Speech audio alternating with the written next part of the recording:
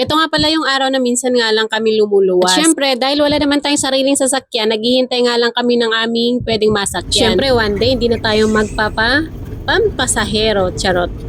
Hirap ako dyan dahil kasama ko yung 3 kong anak. At syempre, bilang nanay, kabado ako. Dito nga pala ako nahihirapan sa nakakatakot na daan. Pero syempre, kahit may phobia tayo, kailangan nating i-overcome yung paano naman natin may enjoy ang buhay. Di ba kung lagi tayong takot mag-travel? Charot. Gusto ko nga palang i-share yung pupuntahan namin. Ayun po yung hometown kung saan po ako pinanganak. Syempre, hometown pala naming mag-asawa. Syempre, dahil taga doon na rin yung in-laws ko, doon kami pupunta. Dahil nasa lowland naman ang pamilya ko. Kaya naman, kami na nga lang talaga tong dumadayo. At doon naman nagpare-assign yung asawa ko. Kaya wala naman na talaga akong choice kundi umakyat ng bundok. Dahil ang init nga daw ng lowland, kaya doon daw sa mataas na lugar para malamig-lamig. Kaya kami papakasyon-bakasyon na lang, charot. Magbabakasyon yung puro na lang kaba ang inaabot. At dahil naman ginabi kami, dito muna kami mag-i-stay sa aming tita. Tita pala ng asawa ko, kaya nakitita na rin ako, charot. Sino nga ba namang ayaw, di ba?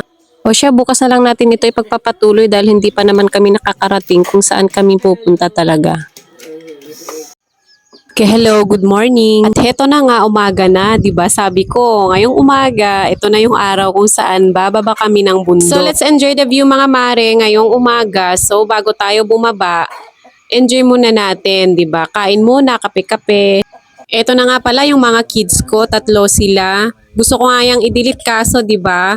Bawal daw ang 3 pero naisip ko, sayang naman yung remembrance nila, 'di ba? Kung naniniwala tayo, di ko lang alam kung diba sa pagkuha kasi ng picture dapat 4 sana, bawal daw 3 eh. So ito na nga at bababa na kami ng bundok. Meron pa kasing lalakarin hanggang doon sa baba kung saan kami makakarating sa aming pupuntahan. Nakapag-travel.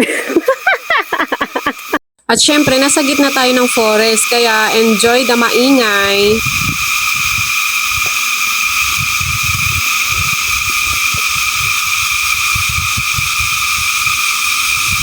At eto na naman ako dahil gusto ko nga naman kumuha din ng aking video. Ayan, nagsarili na lang. Ang bigat na ng bag, i-take over ko na lang ito sa asawa ko. Okay lang naman yan kasi sangay nga naman siya dito. Bong, gagkagsindaw na ba ako? Uy, huwag tayong maginarte, nakakahiya. Saan mo kaya mo? Kasi na. At ayan, nangahalahati rin sa daan sa wakas, pero malayo-layo pa. Imagine yung mga batang nag-aaral. Ito yung araw-araw nilang dinadaanan. Siyempre, considered na rin yung asawa ko noong bata pa sila. Pero syempre, sanay na yung mga tao dito. Kaya hindi naging problema yung ganitong daanan na malayo sa school. Kain.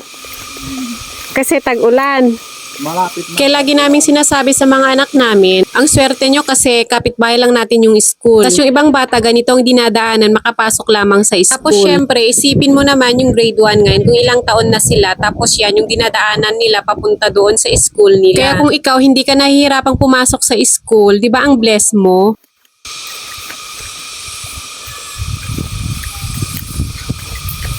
Tamang-tama pala, magandang gamitin yung macro lens. Hoy, ginana tayo mamit, napudot.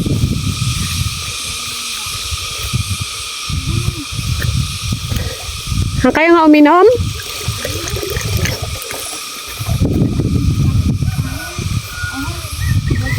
Ang ganda ng bungad.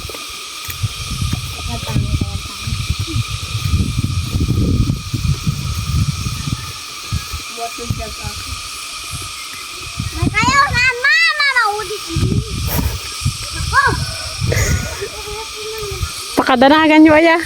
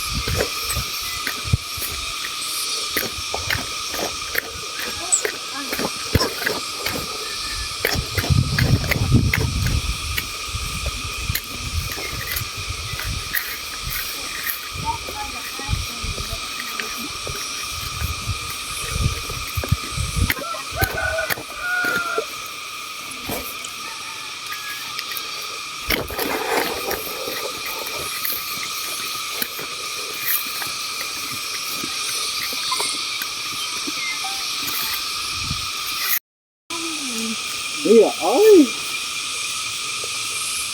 Ay, isa. Sinapa ko magna. Ay. Ay. Tikom got Alden. Ay. Ay, si Atika, di pa ka. Ay. At syempre, grateful naman ako dahil napabilang ako sa kanilang pamilya.